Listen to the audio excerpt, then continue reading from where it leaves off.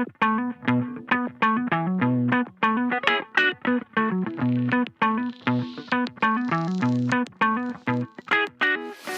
and welcome to the Over 50 Health and Wellness Podcast. I'm your host, Kevin English, founder of The Silver Edge.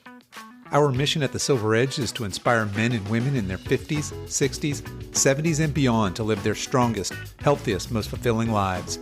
In this podcast, we share stories of amazing individuals who are doing just that, to help motivate you to become the healthiest version of yourself, regardless of your age. And now, on to today's podcast.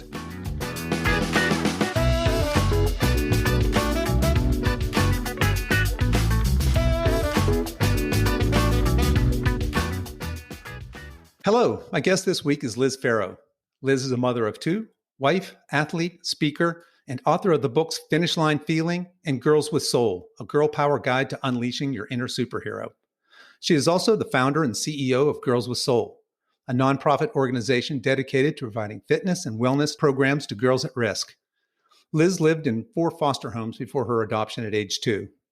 As a child, she was sexually abused by a neighbor and found solace in fitness and running. To date, Liz has crossed many finish lines. She has completed 77 marathons, 2 50K ultras, and 5 Ironmans, and countless other road races and triathlons. The empowerment gained from sport led her to found Girls with Soul, which has received extensive national attention for its innovative and successful programming. She has been featured on the NBC TODAY Show and in Self, Runner's World, Town & Country, Traditional Home, and Family Circle magazines. She's the recipient of the 2016 Medical Mutual Pillar Award, the 2015 Women Who Excel Entrepreneur Award, and the 2014 Self Women Doing Good Award, and many, many others, too numerous to list here. Liz, welcome to the show. Thank you so much. Thanks for having me. It's my pleasure. I'm glad you're here. So your book, Finish Line Feeling, starts with a quote that reads, "No one can go back and make a brand new start. Anyone can start from now and make a brand new ending." So with that as a backdrop, can you take us back to the beginning and tell us, what were you like as a girl? Were you always active?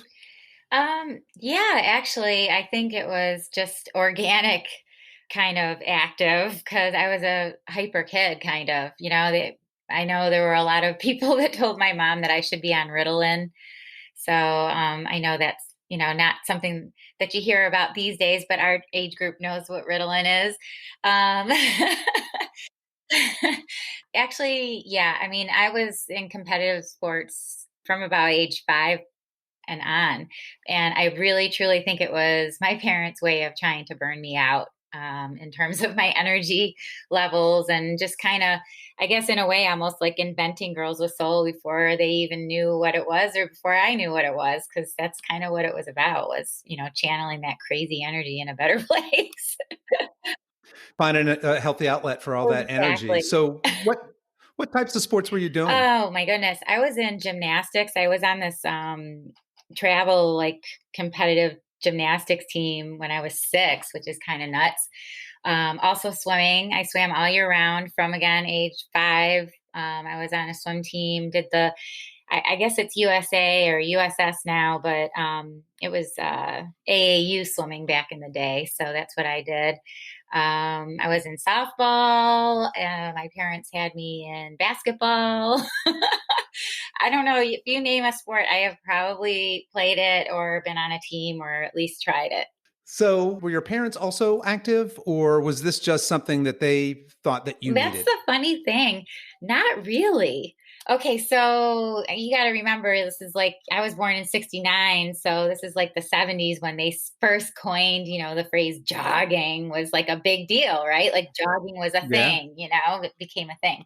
And you had outfits for it and all that. And my dad decided he was a jogger, but I mean, he was kind of overweight and didn't really do it that often. And when he did, he would drive his car to the track at the high school and run around a little bit and then drive home, which is totally fine. I mean, at least he was doing something. But to answer your question, honestly, my mom would swim laps sometimes and stuff, but I wouldn't consider them to be athletic people by any stretch. I truly think that they were more interested in finding what strengths or what was needed for each child in the family. I have a brother who's biological child of my parents. And then I have another brother who was adopted, and then there was me. And we were all night and day different personalities. So they had us all doing our thing that they felt was needed for us. And sports was my thing. So it's safe to say you've always been I active then your have, entire yeah. life. And I do feel, Yeah. to answer your Up question in a long way, that my parents just sort of put me in it, but I wouldn't say that they were definitely the most dynamic athletes in the world. Right, right. Just looking for that healthy Yeah. outlet. So you were, as you said, a hyper child. You found sport very early on, and you probably weren't aware of it then, but it's going to become an outlet for you, right? As you are going to face more and more challenges. As we read in the intro, you were a victim of sexual abuse early on. When did you realize that sport, whether it's running or swimming, any of these things, could be a valuable way? And how was it valuable, or was it? I don't Were you know. thinking of it in that terms back In then? high school, I don't think I really had a handle on the fact of what it was doing for me. I was just pretty wild at that time and didn't, I just was all about where's the next party. And, I was thankfully pretty decent at swimming. And so I could get away with running and swimming and track and all that stuff and still do the extracurriculars on the side that I chose, and still function and all that stuff. But I think when I really discerned that it was something super valuable was probably in college, because I was really struggling internally. That's when I started to struggle with so many different things. I mean, even an eating disorder, and just not feeling good about myself as a result of the abuse. And I don't know, when you're sexually abused as a child too, what happens a lot of times is you can go literally one way or another, and they're like 180-degree differences. So you can either be like super promiscuous or like not do anything at all. And I was just like over the top with everything, like parties, guys, everything. So it was a way of punishing myself. And I think that fitness and sports was that one healthy thing that I was just like not going to let go of. I was going to hold on to it, by my fingertips if I had to, but I wasn't going to let go. So I knew that that was the thing that was needed in my life, because it was positive influence and outlet. It was all of the above. It was when I felt most normal, most human, most calm. So I needed it. And yeah, you mentioned that you struggled in college, and I think in your book you talk about you struggled with obviously some self-image Mhm. issues and bulimia, Yeah. right? You're just real serious eating disorders. Talk a little bit about that and what finally broke that spell, because that's obviously a tough one for a lot of It people. really is. I mean, it's like being a prisoner in your own body, in a way. And it's not easy to overcome, that's for sure. I think in college it was maybe the height of it, but into my early 20s it was pretty bad too. But I really, being an athlete and knowing how important, your nutrition and your energy levels are, I kept, it was like I was this strange dichotomy between the two things. Like, what are you doing? You're like so healthy and so strong, and you know better. You know what's good for you and that you need this. But then on the other hand, I wanted to punish myself. So I'm like, okay, so now I'm stuck in between those two places. And I think just being able to overcome it when I did, it was basically one of those things where you purge and you're literally like eyes are watering, and then you start crying and you're looking in the mirror. It's like one of those things, I don't know, like after school special, where you just are like, I can't live like this can't be me for the rest of my life. So I just literally made the decision that I was going to quit cold turkey and I wasn't going to do it anymore, because I wanted healthy things in my life, and I wanted healthy relationships and children and things that I really didn't feel went hand in hand with that type of eating disorder or behavior. So I literally quit it. And I don't know if it's strong will or what. I mean, I didn't do it ever again, and it was just done. I was over it. But I mean, I went through where I couldn't even go out to a restaurant without going to the bathroom in the restaurant and throwing up. So it's not like, oh, I'm so amazing, I just quit bulimia. I mean, it was hard. And it was not something that I think is just so easy to do, but I was just like determined I wasn't going to live like that anymore. And I think we're gonna we're gonna see that determination come out a little I bit have a more really here stubborn as your side to life me. goes on. Sometimes it works in my favor. Yeah, okay, yeah. Sometimes it works in your favor, and certainly in that case, it did, Yes, right? And thank goodness you had something like sport and physical fitness and activity in your life that had given you that kind of sense of accomplishment and that you can push through hard things and do difficult things. And exactly. I certainly mean, that had to when I be, say it saved my life, it's not an exaggeration in at all to yeah, any extent. yeah, yeah, absolutely. So from there, from college, you've gone through a pretty tough patch, a very tough patch. You've decided that you're going to change. You've made this big change in your life. You've stayed active this entire time. When does your first marathon or triathlon come? How far away is that? After college, um, I not that far out. I was working in an athletic club actually, because of course I wanted my job to be fitness related coming out of college. And I did go to Europe for a year after school. So let's say I'm about 22 years old by the time I come back. So yeah, probably my first marathon was at like 23, something like that. And it was actually the Las Vegas Marathon before they changed the course. So it was way back in the day. So it had to be like 1993, I think. And they literally would just load you into a bus and take you out to what they call Vacation Village. So you're on this stretch of highway, literally in the desert with just tumbleweeds, and that's it. They drop you off at 26 miles and you run back. Oh, is that right? So that's just a It point to was point point to point. It's marathon then. considered Yeah. a downhill marathon because even though it's flat, you can see the finish line the whole time. So it's like a little speck Wow. in the distance, but you can see it. So that's why they deem it a downhill race, even though there's no hills. I mean, it's literally just straight Right. road. But Right. oh my gosh, I remember saying, I'm never doing that shit again. Yeah, and that's what I was going to ask you. I was going to say because I think that there's two types of people: people that they decide they're going to do a marathon, and they either say that's it, one and done. I'm glad I did it, but that's a bucket list thing. I'm never doing that again. That was horrible. And others say, oh my god, that was fantastic.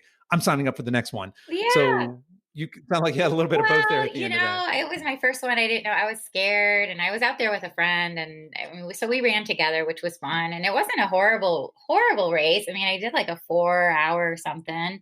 For a first marathon, it's not bad, but I don't know. I was just like, oh my God, that was really hard. I don't know if I ever want to do that again. And then I ended up doing obviously like 76 more. My husband, however, did one race, met me while we were doing it, and then never did it again. So I'm wondering, one race meaning one marathon. So I'm wondering if that's a compliment or an insult. Like, I don't look what happened last time I did that shit. I'm not doing Yeah, that right. again. Yeah, right. Or the other way. It's like, hey, I did what I set out to do, Right, and and I got what I done. wanted out of it, Yeah, so I don't need to yeah, do it that's again. exactly So I right. don't know, you could look at it either way, but yeah, he was that That's person, right. and I was the person who said I wouldn't do it again, but probably signed up for Yeah, the next we one, like, clearly that didn't happen. immediately because that's Yeah. just how I am. And then actually, when I immediately signed up for my first Ironman, almost immediately after my first marathon, and everybody was like, "You're crazy. You're first of all, you're not seasoned enough. You're too young. You've only done one marathon. Are you insane? You can't do an Ironman." Blah blah blah. I'm like, whatever. Right. And why don't you tell our listeners, because not everybody's going to be familiar with what's involved in an Ironman. What are those distances? Ironman is just an ultra triathlon. So the distances are 2.4 mile swim and then 112-mile bike and then a marathon, 26.2 Yeah. So what made you or decide that you wanted to 140.6. do? Yeah. So what made you decide you wanted to do? Well, first, what made you decide you want to do a marathon? I always just wanted to push myself like the furthest I could go. I mean, it's just how I've always been my whole life. Like even when my dad would take his car to the track and I'd be like, "Can I go with you?" And he'd be like, "Sure, it's gonna burn you out a little. Come on." So I would jump in the car and it would just be this awesome thrill for me to be like, "Oh my God, I ran 3 times around." And then the next time I did 5 times around, like just being able to beat myself was like fun. I don't know. I'm kind of warped, I guess. But yeah, I just want to see how far I can go. And that just seemed like the ultimate, like, how far can you go? So I know there's always something further and always somebody There is. crazier, Yeah. but for me at that time of my life, that was like the ultimate. So, and then watching it on I remember when they had the first Ironman and they televised it, and I think what was her name? Now it's slipping my mind, but the pro triathlete's wife who she won for the women. Um, Hmm. and I don't know why her name is skipping my mind, which is what kind of illustrates my point that I feel horrible for her because she's an amazing athlete. And here she places first in the Ironman and like the first televised Ironman, and no one remembers her name, but they remember that she pooped her pants That's and right. like Yeah. Famously crawled so. across Yeah. the finish line. And I was like, oh man, anything that makes you shit yourself and crawl is something I want to try. And my dad was like, you are That's never right. going to do that. I think if there's Yeah. one thing or one lesson to be learned, if anybody cares about my mentality, is don't ever tell me that I can't do something because that's when I'm going to be hell bent to do it. So, yeah, I think I wanted to do it since I was in eighth grade. I was like, I got to do that. So, So you were aware of Ironman all the way back then, because back then I guess that would have been on like the Saturdays would have been on Wide it World of was. Sports or That's something like that, exactly what right? it was Yeah, because my dad loved Wide I World of remember that. Sports, and I didn't necessarily like the show. I like hanging out with my dad, so I would sit and watch it with him. And that just was like, holy crap, I got to do that. It's insane. So those seeds were planted Oh, early. yeah. Yeah. All right. Well, walk us through your first Ironman. What was that like? Well, it was in Florida and it was very hot. It was not considered an Ironman as far as the logo. So some people are very particular about that. And I don't know which of your listeners may or may not be, but just, full transparency, it's not an M. race. I've done five, what I consider 140.6 or Ironmans, but only out of the five of them, two of them were M dots. So I've done the Right. true logo Ironman and then the other ones, which I will tell you, The Ironman yes, distance, right? which Yeah. if people think that that's not really an Ironman, that's okay with me. I don't mind that mentality at all. But I just would say that having done both, my body does not know the difference in the logo Yeah. versus no Your body logo. doesn't know the difference between the logo version, Or right? the higher Okay. Fair price enough. tag versus maybe the lower price tag. My body, no difference, not at all. They feel exactly the same. My first one wasn't a horrible time. I did a 13-hour, 42 minutes, but I do remember specifically how hot it was and how important nutrition is, and just that thin line of crossing over into too much hydration versus not enough hydration. Things where, when you're out there for so long, you don't really think about that otherwise, and how important it is. Because I mean, it can make or break your whole race. And I had some horrendous issues with overhydration that day. Oh, I never felt the pain of that before. I had never experienced it before. I didn't even know what it was. I just thought I felt crazy because I am crazy and it's not supposed to feel good. It's an Ironman. So like it was supposed to feel right. But apparently it's super dangerous and I should have been in that Hmm. state. But I ended up being okay. So, but this one kid, I remember specifically, there was a group of young guys. This was when I was on the marathon course and I was walking and it was really, like I said, hot and just humid. And when you overhydrate, your stomach sort of swells, almost kind of like Ethiopian sort of swell, like really protrudes. And you just feel really sick and your brain actually swells too. So you get a major headache and a little disorientation, things like that. So I'm walking because clearly you don't feel like running when you feel that way. And this kid was standing on the sidelines watching with a group of young guys, and they're drinking and whatever. They don't care. They don't want to know what's going on.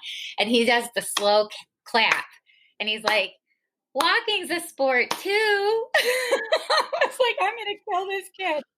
I'm like, I Yeah. had one Yeah. ounce of energy. I kicked your ass right. Right.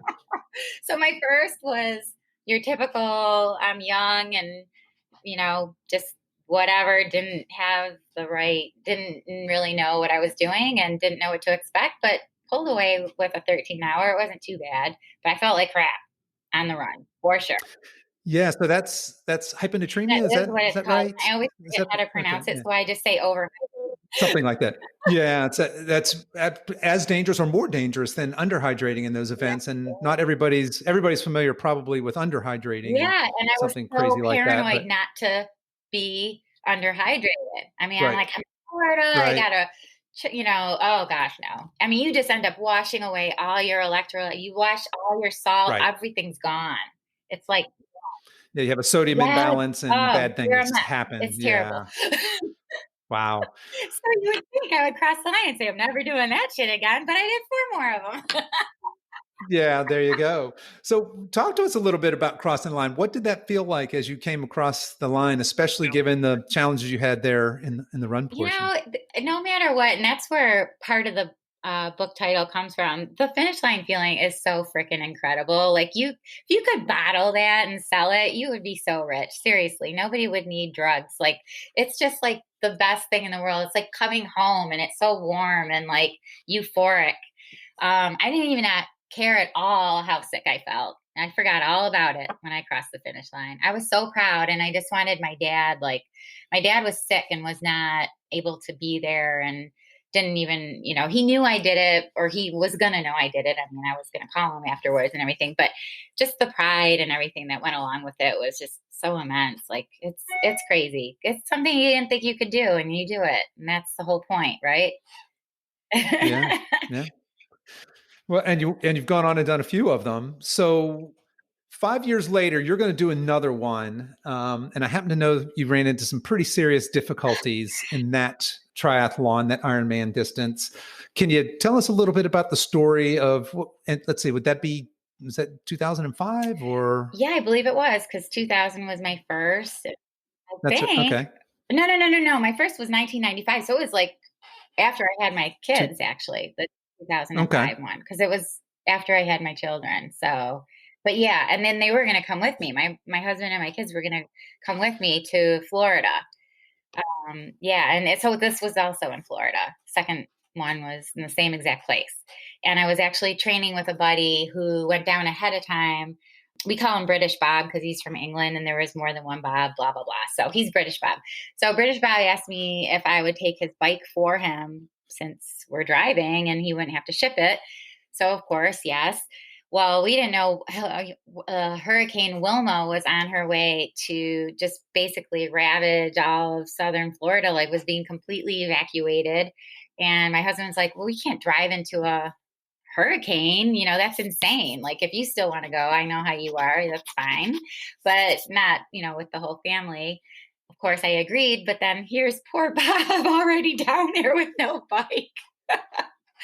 So there was a quick phone call. So right away from the get go, there was a lot of, I mean, when you're doing these things, like I said, the nutrition part is huge, but the mental part is so huge. And to have such fluctuation and triathletes in general, I'm a little bit more easygoing because I'm a spaz and I'm just whatever. I don't even wear a watch. I don't have a Garmin. I'm like your atypical athlete, like in every way. But when you're doing these things, you can't have so many like huge fluctuations in emotional like distress. you know? And so me calling him up to say, here's the good news and the bad news. I'm going to fly in, but we got no bikes. So yeah, the bike thing was a huge issue. I went all the way down there and we literally had to try and find a bike at the expo the night before the race. yeah. So, and if people aren't familiar with like a pre-race ritual, especially an endurance event like that, typically you're going to do packet pickup and all of that. Yeah, you do it But like the really, night what you're going to do is before you're going and to go. everything. Yeah, you're going to scope things out. You're going to be relaxing that day before. You're going to be hydrating and you get your nutrition Yeah, in. we weren't doing Yeah, any of they're that. going to carbo load for dinner, but instead you're running around you're going to basically borrow bikes. Is Yes, that we right? were literally running around in the Florida heat looking for bikes. We ended up finding a couple who live in the area. They lived in that town and they were triathletes. So they had a garage full of these old bikes that they were like, well, if you really want one, I mean, it was better than renting like one of those beach cruiser things, that was pretty much our only other option. We were like, oh my God, yeah, you saved our day, our race, whatever. So we go to their home and get these bikes. Well, for one thing, you have to go back and check them in. You can't just, bring them the day of the race. They have to be properly checked and all this stuff. Well, there wasn't room in the car for both, so I had to ride the darn bike in the 98 degree heat back to the thing. And the woman who I borrowed it from, I'm 5'5", is the woman that I borrowed the bike from was 5'10", and we adjusted it as best we could. But that's another thing that you don't think about maybe if you don't do endurance races or you just hop on a bike just to ride it for a mile or two. Your fit is like majorly important, where your arms are in the aero bars, and obviously, the fit just makes all the difference. And mine was horrendous. So it was so painful on the bike ride. So then I ride, I'm dripping in sweat, like drenched, like I had just gone swimming to check my bike in. And by the time all said and done of the evening before the race, I think we didn't even eat dinner until like 9 o'clock, which is awful. I mean, that's just awful before an Ironman when you have to get up at like 4 to do an Ironman. Yeah, no, that is less than ideal. It was Absolutely. a little Yeah. less than ideal. Plus, in the meantime, Yeah. things kept popping up that were like, they're going to cancel the race. They're not going to cancel the race. They're doing this. They're doing that. Or I don't know, just then with the whole thing with the bike, it wasn't just me dealing with me and my own mental state. But, when you travel with someone else and their anxiety and they're anxious about the race, then you're dealing with two people's. And, he's a friend of mine, but, you have to deal with two people trying to deal with this crap at the same time. And he kept deciding back and forth, oh, screw it, I'm out. I'm not doing it. And that was really hard mentally on me, because then I was just like, no, we're still going to do it. We came all this way. We got the bikes. We have to, like you can't have someone tell you that they're not doing it anymore and then try to stay at that base level of, okay, I'm in this, I can do this. And then I'm trying to pump him up, it's like, oh man, help me. So that was that. And the race itself was just, oh my God, pure lunacy. It was one thing, it was a comedy of errors, one thing after another. Right. But somehow you pushed through all of that, right? I mean, you kind of had this last minute decision. Do I even go? Right. I think you were originally going to go with your family, right? You were going to bring your husband and kids down, and didn't want to bring them into a hurricane. And certainly can understand I'm that. Crazy, but I don't hurt other people. You get down there, you don't have bikes, so you're going to borrow some bikes. And yeah, I mean, you're going to spend a lot of time on that bike. So if it's not custom fitted for you, that's bad, right? And the aero bars broke too while I was riding, because I wasn't used to the bike. I mean, for one thing, the fitting was horrible. So I had this shooting pain, like up my ass, basically. I mean, it was just terrible, but I was just like, okay, well, whatever, at least I have a bike. I kept telling myself this, but I wasn't used to it. And I went to put the brakes on and they were so good that I flipped off the bike. And so I had an accident actually on the course, which I wasn't hurt, but I broke her aero bars. So the aero bars were broken. I'm like, oh no. Yeah, so you broke your borrowed bikes, aero bars. I'm like, I got back on, I'm like riding. I'm like, oh man, this sucks, because I was bleeding a little bit, which it wasn't that big of a deal, but scratched up, broken aero bars. So I'm like bent over on them, and I noticed my friend British Bob on the side of the road with his bike is broken too. I'm sorry, for some reason it comes back. I can picture it like it was yesterday, and it's hilarious. Maybe you had to be there, hilarious, but at that point, everything was just hilarious, because you're like, seriously, what else?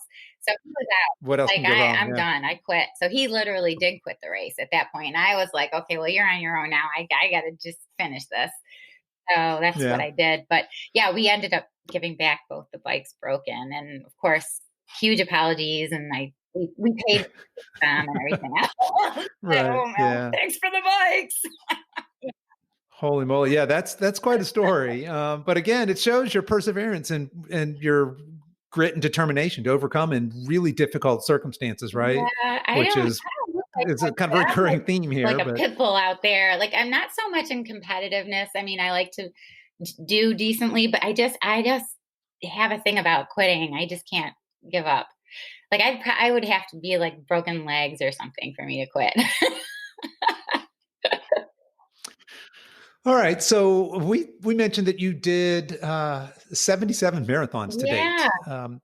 think I read that you've done one in every state. Yeah, Is that I right? did a 50 state campaign for Girls with Soul. So that's kind of what got that whole crazy ball rolling with the numbers going up. Gotcha. Okay. Right. And then you did you've done a couple of ultras. You've done a total of 5 of the Ironman distant triathlons. And what are you doing today? Are you still active in running? Are you still doing endurance Yeah. events? Um, well, since I did the 50 states for Girls with Soul, I decided to do all 7 continents as well. So I did the Great Wall of China marathon, and I've done South Africa on a really cool. It's called the Entebbe Wildlife Preserve. So you run with the wild animals. It's called the Big Five. Because the Big Five wild game are all loose on the race course. It's actually their home that you're running Right. on. And then my Ironman Zurich in Switzerland counted as my European one. So that's 3. And then I'm doing Antarctica in March. I want to say that's, wait, I know I'll have 2 more. I'll have Antarctica, or after Antarctica, I will have South America and Australia left. Wow. So I wasn't aware that there was a marathon in Yeah, I Antarctica know, and right? in March. I don't know. I don't know. This might be showing my ignorance on geography here, but is that a good time of year to It's run a not. marathon? It's their winter also there. We actually fly to Argentina. My geography is not great either, but because, I mean, I looked into it a little bit because of the trip. And then you take a boat. They're actually these big Russian boats because they do better in ice than the American boats do, apparently. And you sail on this boat for 2 days to get to Antarctica from Argentina. Um, yeah. Wow. So it's a Yeah. very small race because obviously it's Antarctica. There's, we stay on the boat too. The boat's almost like I wouldn't say it's a cruise by any stretch, but it'll be sort of like our hotel and all that stuff. And it's real tiny race wise. I think it's not even 100 people. And I signed up 3 years ago. So that's how long the wait list is. Wow. Okay. And so that would be this coming March then, Yep. I got 2021. in this coming Okay. March, which I was a little worried because they had to cancel last year's, and I thought maybe I would get bumped, but apparently I'm not. So I'm definitely going this March. So what does your workout routine look like? If you're doing all this racing, how many days a week are you exercising and what are you doing? Well, because of my age and just so many years of what most people would consider to be overuse, I don't have a lot of injuries or anything like that, but I get little nagging things here and there, like in my heel or a toe or something. It's, nothing huge like knees or hips or anything. But honestly, I concentrate more now on just keeping the wheels from falling off. So I do probably 3 to 4 days a week, like strength and conditioning type classes or workouts. I'll take a class that at my gym that focuses on those things. It's mostly kettlebells and body weight workout, things like that. And then the other 2 days when I'm not, if I'm going Monday, Wednesday, Friday to do that, I'll do either a short run or I swim or I ride my Peloton. And really, that's where I keep my base fitness. I really feel like because I guess there's an old saying about, if you stay ready, you don't have to get ready. And there's a lot to be said for that and for muscle memory and just having that base level. So I honestly feel like over the years, I've never, unless, I had children, I had 2 kids. Those were the only times when I truly like maybe kind of fell off of what, I would consider my fitness training or whatever. But I always keep a base level and I just kind of feed off of that. And then if I have to, I'll bump it up a little bit, maybe a month or 2 before the race. But honestly, my mileage is really low. I probably run, this is kind of crazy, but I probably run like 15 miles a week and I'm Yeah. okay. But I want to be okay. I Right. want to just be comfortable and be able to continue to do what I want to do. And honestly, if I tried to push and do heavy mileage or I do hill work, they're quality miles, they're not junk miles. And I think that makes all the Mhm. difference. So they're either a hill workout or, I'll do an interval or like a tempo run, that kind of stuff, some track workouts.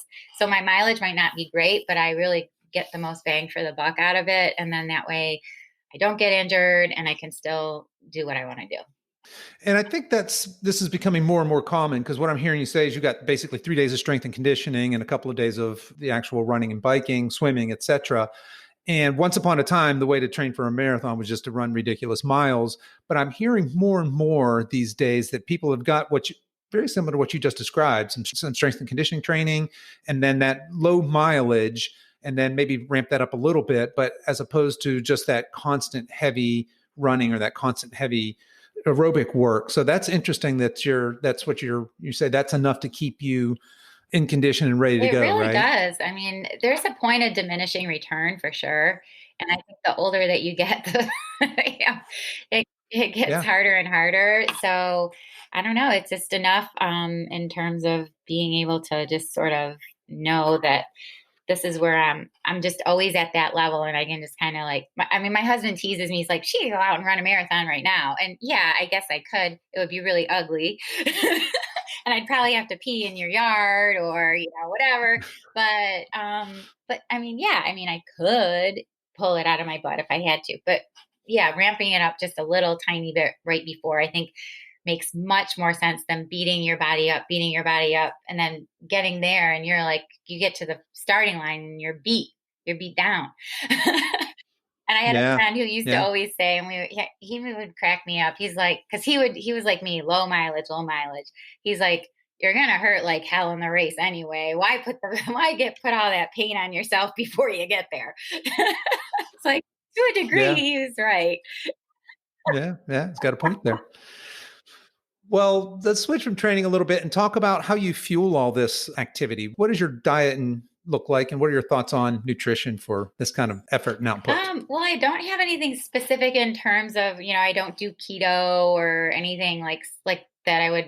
I think if you, since you said you read my book, you could surmise that I'm not somebody that you could say that you could just put me in a neat little box and be like, that's what I do, and that's who I am, and that's who she is, and whatever. Like, it's just, I'm not that person.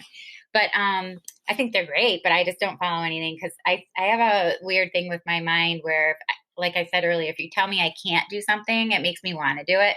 So I can't tell myself that there are certain things that I'm not allowed to eat because then I'll want to eat them. Like, it just doesn't work well with me. As long as I know myself, that's all that matters.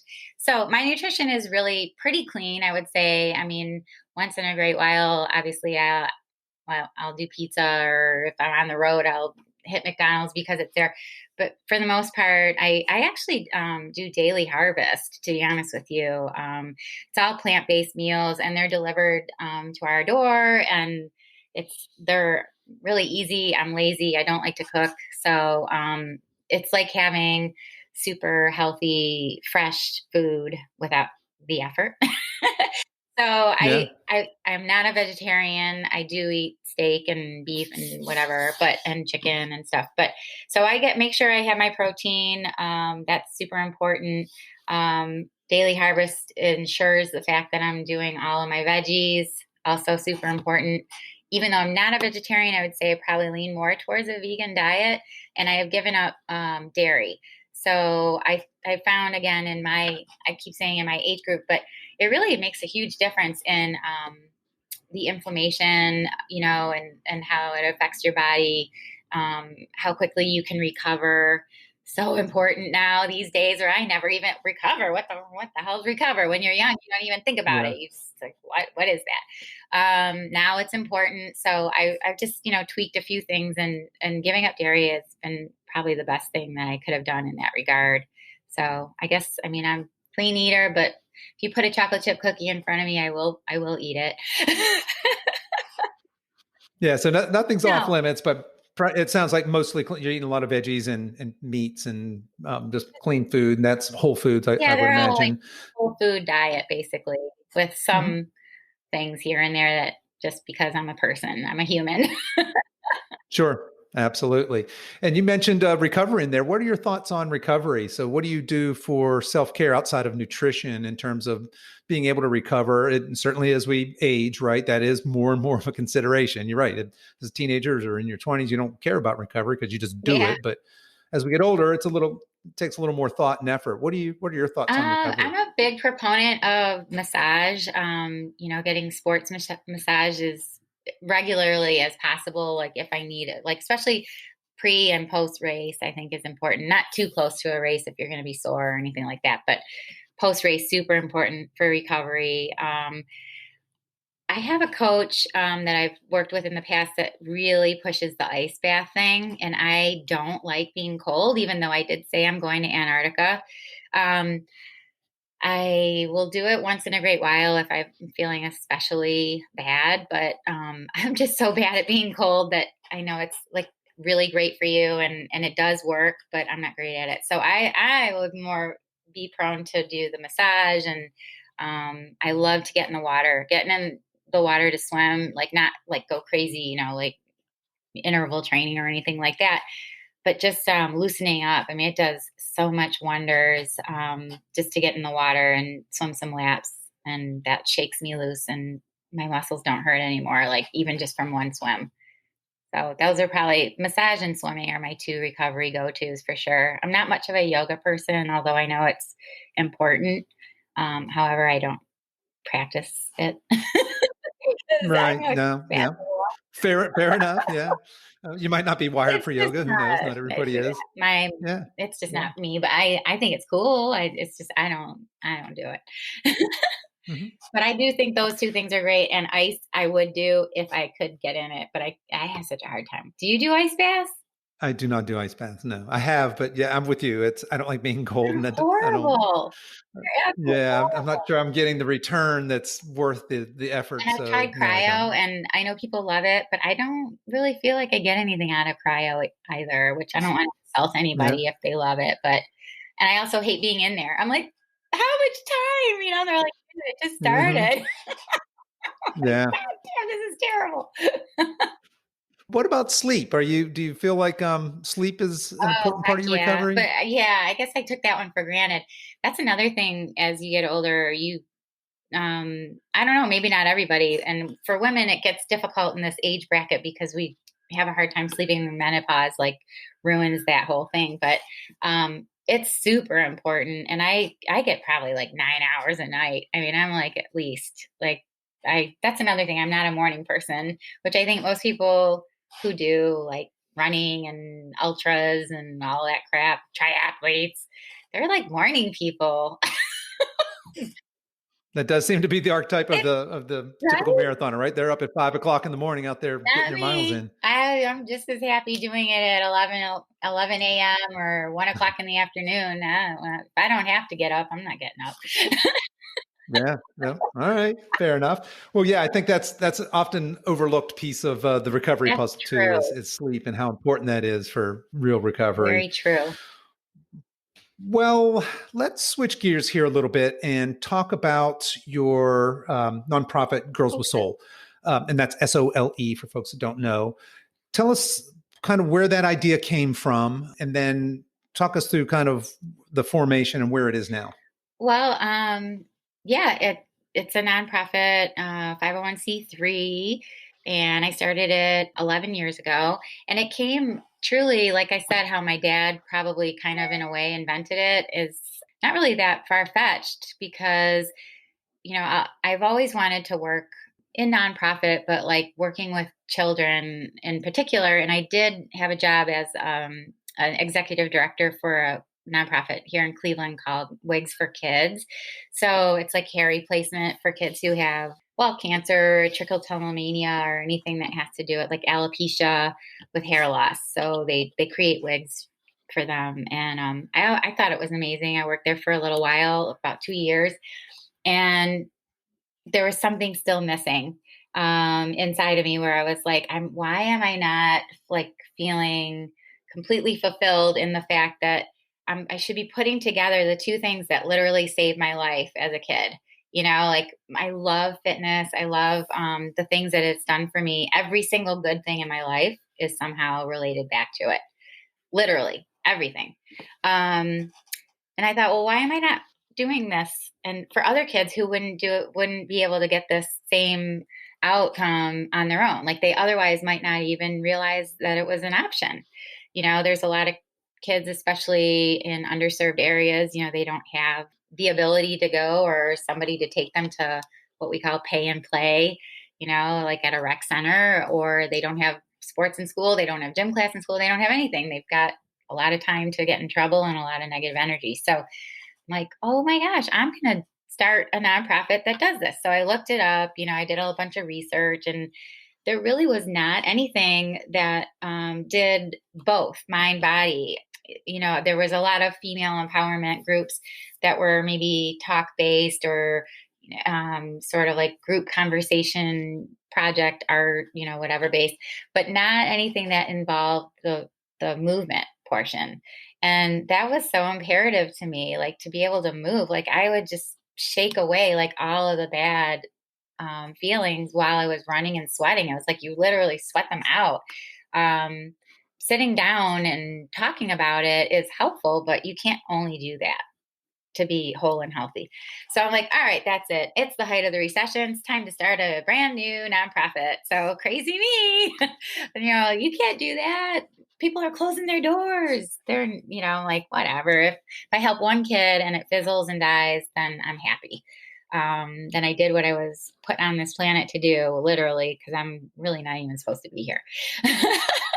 So I did it. I started Girls with Soul, and what we do is provide fitness and wellness programs and sort of art-based discussions, but it's mind, body, soul focused to girls who have experienced abuse of any type or who are at risk. And we bring the programs directly to them where they are. So I develop program partnerships with residential treatment centers and schools and different social service agencies.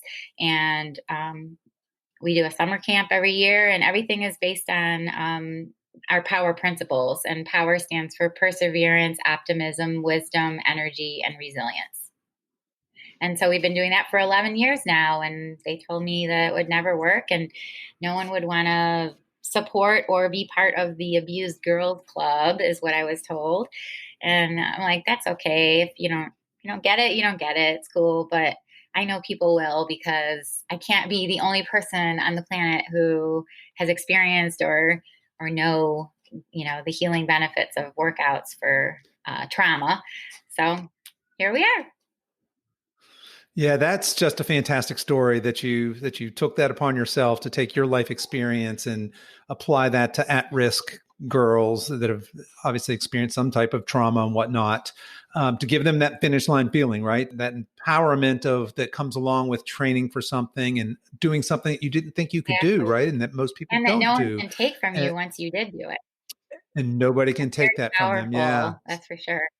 Yeah. So when these girls first come to you, I'm imagining you have a bunch of different reactions, but I'm just thinking to myself of a girl who's suffered some sort of trauma in her life and in that particular age bracket. I believe it's what, eight? Yeah, it's 9 to 18. Obviously Mhm. there's been times where it's gone higher or lower, but that's basically who we serve.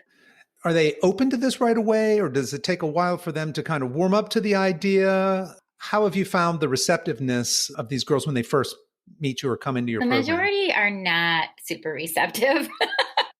Hmm. And also I go in there and I'm myself. I don't treat anybody any different than I would speak to you. I speak to them the same way. And I think that they like it in a way, but they don't want to admit it. And they're also like, what the hell? Why is this crazy woman so like happy and weird and nuts? Like she's just insane. Like they just don't, unfortunately, it's unusual and not the norm for them to experience positive energy or somebody who is smiling. Like you smile at them and they freak out. Like they just think it's like the weirdest thing. They don't freak out in a bad way. It's never bad, but they're just like, okay, what is she on? So, and they'll let me know a lot of times if, like I hate exercise and I don't sweat and I'm not going to do this or whatever. And then by the end, at least of the first session, if not the second session for sure, they're like, "Can you come back tomorrow?" They're just like they switch very quickly. And they do start to realize, "Hey, this does make me feel good." Or they see like, "Oh, she's not so weird after all. Like this is something I can use as a tool when I'm anxious or pissed or whatever." So, I don't know. They look at me like I'm nuts and then can you come back tomorrow is usually what they'll say. Yeah, I can certainly imagine that. And I can see you being very relatable, right? You've got life experiences that matches some of these girls. And as opposed to somebody just coming in maybe more as a coach or a social worker with a program, I think that your approach is probably much more relatable to these girls. And once you've overcome that initial, and that's kind of what I was getting at, are these girls coming in and going, oh yeah, I'm ready to run. And they're like, I don't know about A lot that, of, yeah, a right? lot of Yeah. articles, Got a to lot work of up to it. pink Yeah. eye, or they're like up against the wall, like they're like, "Oh hell no, I'm not stepping out near her." You know? Yeah. Like I'm Right. contagious or something. But yeah, and the relatable part is pretty important. I think first of all, they know I'm genuine, and kids like that and kids in general can sniff it out like a mile away if you're not. So I think that that makes it better, and they definitely appreciate that part of me.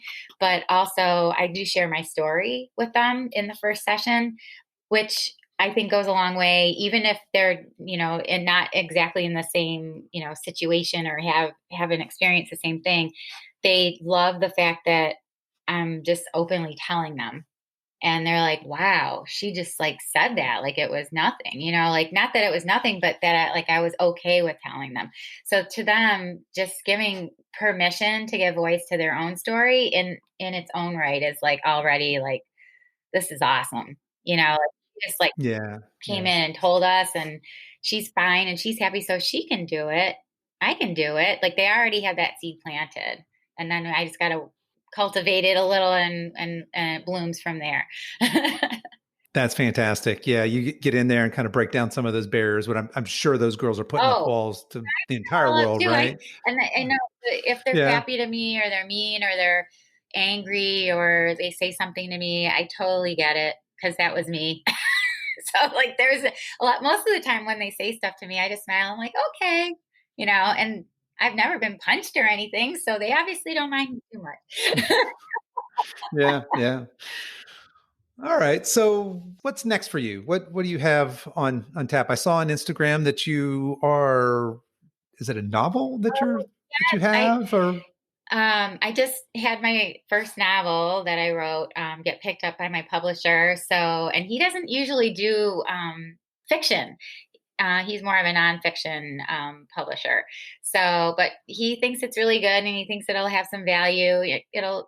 It is sort of focused on maybe taking some of the stigma out of mental illness and stuff like that. But it's all fiction, and yeah, I'm excited. I don't know when it's going to come out. I think it'll be released in April, but Okay. we're not entirely sure because I literally like just signed the agreement with them. But yeah, I'm really excited because Finish Line Feeling and then my Girls with Soul workbook are both awesome. And I wrote them really just with the intent of not being like, oh, I'm an author or anything like that.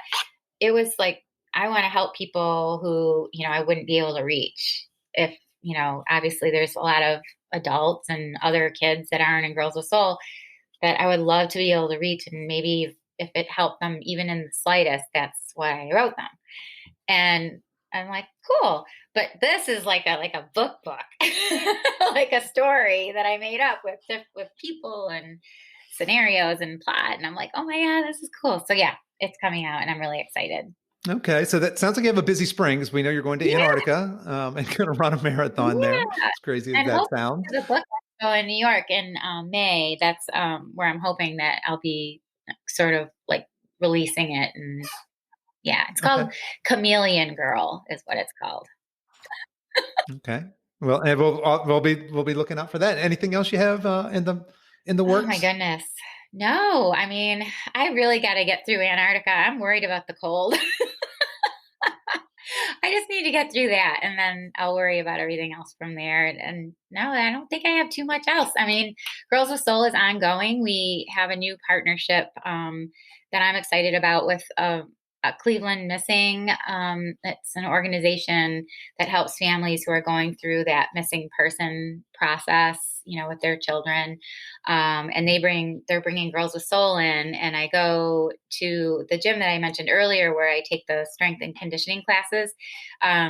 So it's where we have the kids come with us to the gym, and the Northeast Ohio Amber Alert is part of it too. So we have sort of like a multifaceted program where I'm sort of their mentor. And once the kids are recovered after they're a missing person, hopefully, obviously, the objective is that they're found. And I sort of bring them through a process where they're sort of like being mentored into a healthier lifestyle so they don't go back into their old ways. And hopefully, it'll continue on for a while. We've already helped 3 kids who have been recovered. So they're doing really well in school, and their parents say that their demeanor is night and day. And, it's just, they're really excited about it. So it's going really well so far. That's probably our newest thing that we've done. And it sort of blossomed out of COVID because, you can't go into facilities right now with COVID. So it just happened at the perfect time because they're a small group and they're at the gym, so we're allowed to be in there with them. So it's pretty cool. That's very cool. Yeah. So where would you like people to connect with you? We've got your website, Instagram. Where are some places you'd like people to connect? I think Instagram is probably the best. It's just Girls with Soul, at Girls with Soul, SOLE. Our website is it's girlswithsoul.org. Everything's Girls with Soul. Mm-hmm. Yeah, it would be amazing if people wanted to follow us on Instagram or Facebook. Would be great. And if people were interested in supporting you, do you have I think you have a GoFundMe, or do you have a way that you take contributions? For the marathon, it's called Hope is the Tip of the Iceberg, and that's clearly the Antarctic Marathon that we're doing a fundraising link on GoFundMe, which is also on our website. And then, we just have PayPal as well on the website, which is what a lot of people do too. If they don't like to do GoFundMe for whatever reason, that's okay. All right. Well, Liz, you're obviously a great ambassador for healthy aging. You're obviously in great shape. You're doing amazing things. Thank you. But even more so, I just applaud the work you're doing with Girls with Soul and taking your life experience and pouring that into a needy population. I just think that's fantastic, and the world could use a lot more of that. Oh, thanks. Then they can age better too. Yeah, right. That's right. That's exactly right. All right. Well, thanks so much for taking the time and being on the show with us today. I really appreciate it. Oh, thank you.